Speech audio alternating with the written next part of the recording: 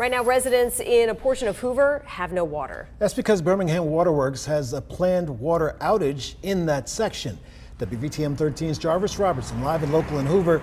How long is this shutoff expected to last, Jarvis?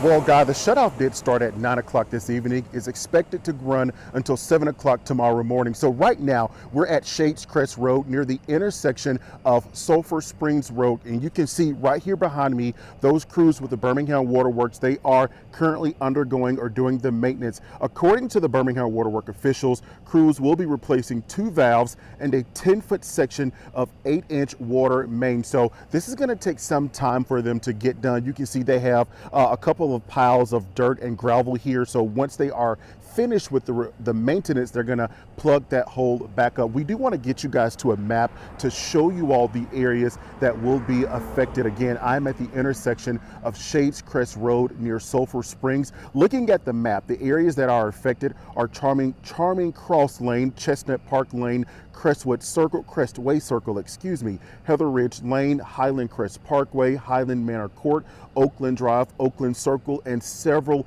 more areas that are affected. So back out here live, these crews, they are going to be working well into the night. And I have to tell you guys that this is a very tight road. So if you are familiar with Shades Creek Road, you know that it's a 2-lane road. And it's, when traveling out here, people, they need to be mindful. And this is Shades Crest Road near the intersection of Sulphur Springs. So if you do have to pass through this area, just be mindful. Know that you're going to need to slow down. They do have some of their trucks out here. They do have some cones out. The yellow lights are flashing. A lot of cars are slowing down, like this one that just passed us, but we are seeing some of those squatted pickup trucks that are coming through, and they are still moving at a high rate of speed. So if you have to travel in this area, be mindful. The water, again, will be back on tomorrow morning at 7 o'clock. Reporting live in Hoover tonight, I'm Jarvis Robertson, WVTM 13.